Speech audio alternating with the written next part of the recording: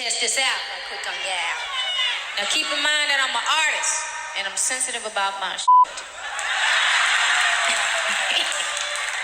So y'all be nice about it. Alright. Hello everyone, welcome to Natural Refined. This is Jewel and I am here with an aesthetics update. A lot of you guys have been asking for this video and I appreciate all your DMs and all the support. As always, like, comment, and subscribe. And yeah, let's just jump into it. So I graduated aesthetic school in July. I took my theory in December and now I am up to take my practical March the 9th. It is March 1st. So I'm a little nervous, but I will be okay. So first things first, choosing your aesthetic school. So when you are looking into schools, you need to talk to the teacher.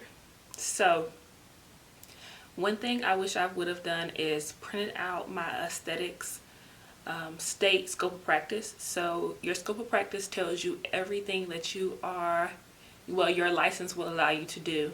So if I would have printed that out and come to my teacher with that and asked, is there anything on this list that I'm not going to be taught here? And when doing that, hopefully they're truthful.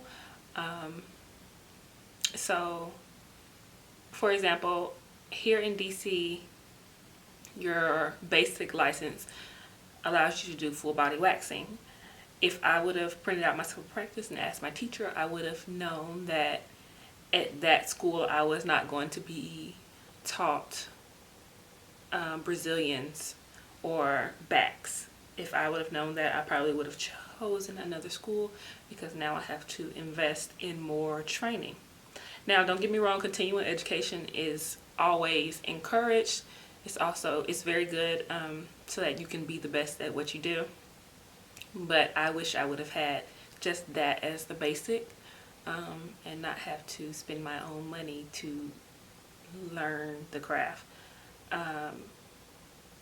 I went to Bennett Career Institute here in Washington, D.C. School overall was good. The teacher was really good. She was very knowledgeable.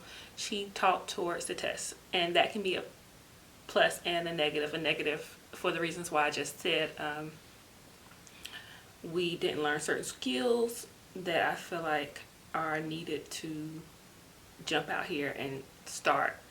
I have to be taught certain skills. And that's not a bad thing. Everyone has a different technique, and like I said, it's not a bad thing. But say I wanted to get out here and just jump into wax in the city or European wax, I need to learn some more waxing skills before I can just feel fully comfortable and just really get out there and do those things. My nails are ugly because I take my practical, and y'all know you can't have long nails and aesthetics. So excuse those. But yeah, like I said, the teacher was really good. She taught towards the test. So when I took my theory, I didn't have a problem. You need to study, well, we use Milady. So with Milady, you need to study this book front and backwards. Chapter outlines, study your vocab.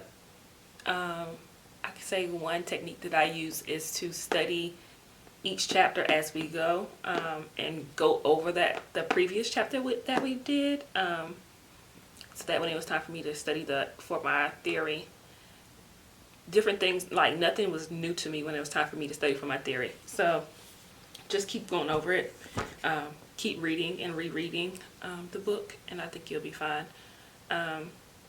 After school I interned with a local esthetician. That's where I learned a lot more skill, a lot more hands-on, a lot more of the business side of aesthetics. She has been an esthetician for a while now. She creates her own products. She retails products as well as facials and waxing, and she is always has something new to offer to her clients. So I learned that there. I learned more of ingredients and different brands. Our school is a Dermalogica school, so that was pretty good. Only thing about that is Dermalogica doesn't have a lot of chemical peels, so if you really want to focus on textured or acne prone skin and hyperpigmentation, then it's going to take you a very long time to see results.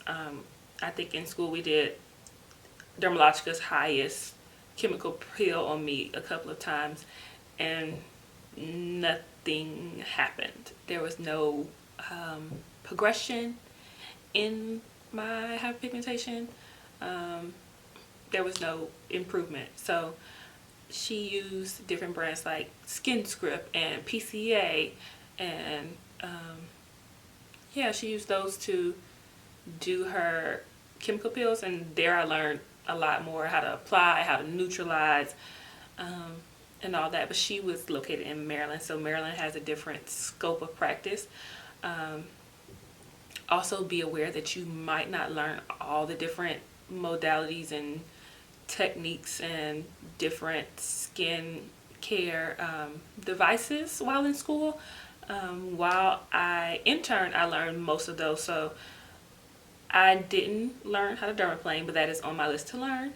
But I did learn microdermabrasion and hydro dermabrasion there at the internship. I even learned different techniques as far as picking up wax out of the pot that we didn't learn in school, and how to apply it in different ways in order to get the hair up. I learned more about brow mapping and brow tinting. She was going to teach me threading and sugaring. But yeah, go after school, seek more training, see if there is someone that is willing to help teach you and help train you. I always say go in somewhere with something to offer someone. Don't go into someone's shop with nothing to offer but wanting to take from them, like take their expertise and things. Just bring something to offer. But other than that, I will be posting my video about my state board prep for the practical. So if I get to 200 subscribers, I will drop that video. So please subscribe and you'll see that video. I'm going to go over how I prep my kit. I'm going to possibly go over even the training with my teacher.